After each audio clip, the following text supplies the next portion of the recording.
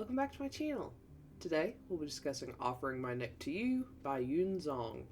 Now before we get started, there will be spoilers, so if you don't want to be spoiled on this manhwa, go ahead and click off now. No worries, I'll catch you next time. Now for those of you left behind, let's go over some content warnings. There may be references to murder, death, violence, blood, bullying, self-harm, pseudo-incest, chronic illness, confinement and or imprisonment, kidnapping, child abandonment, PTSD, gun violence, human trafficking, prejudice, manipulation, homelessness, corruption, and drink spiking, as this does appear in the manhwa. Now, if that's all good with you, let's go and get started. As always, let's start with a quick synopsis. Yanqing has been living an odd life for the last decade. It's already strange enough that he's a vampire, but he's also raising a child that he never should have. After killing a werewolf, he discovered the werewolf he killed had a half-werewolf child. Feeling immense guilt for his actions, he takes in the child named Luan. Werewolves and vampires are natural enemies, and having a half-werewolf around is even more dangerous since their blood has unique properties that empower vampires. Regardless, Yanqing does everything he can to raise Luan to be an upstanding and strong young man.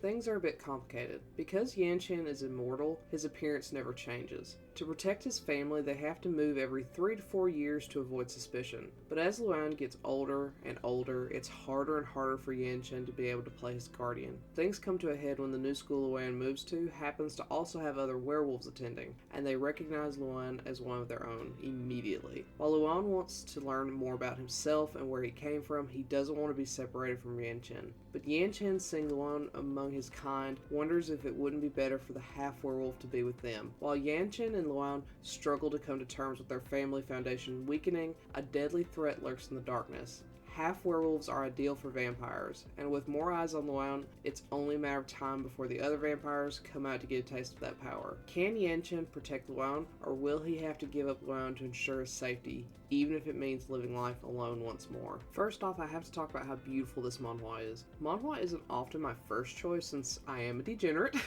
Most manhwa is heavily censored to the point that you can't even see two men kissing without conveniently placed leaves or something blocking us from seeing their lips touching, often to hilarious effect. Those I have read, including those I haven't reviewed yet, as manhwa is also notoriously long-winded and known to be ongoing forever, aren't the best art-wise. This one isn't perfect, but still gorgeous and really unique in comparison to all of the manhwa, which often has identical styles. It's also fairly consistent, which is a huge win, and I must admit I enjoyed looking at this one. While this is advertised as BL on every platform it's listed on, I would hesitate to call it such. There are implications of something, like in the subtext of it all, and there are suspicions from side characters, but there is absolutely zero romance within the main story. The only indication that the two main characters are intended to be a couple is the little bonus stories at the end of most episodes. Since it isn't part of the main story or considered canon, I can't say that it makes this BL. Granted, even if I did include them, I would hardly call that BL anyway. Again, it's just more implications with no confirmation that they're in a romantic relationship of any kind. As most of the complaints regarding this series say,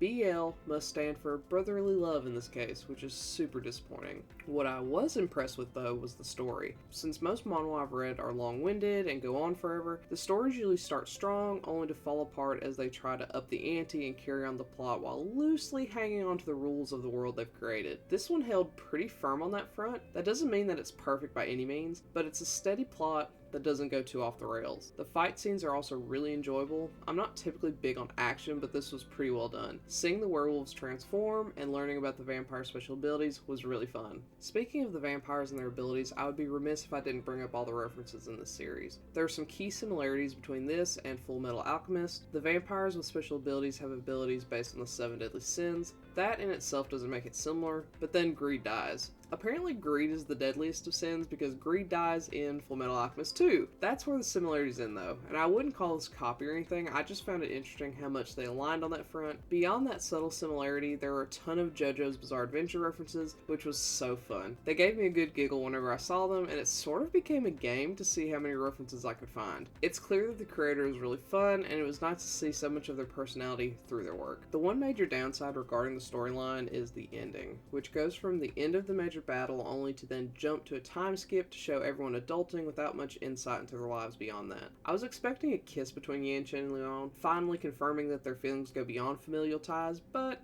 nope.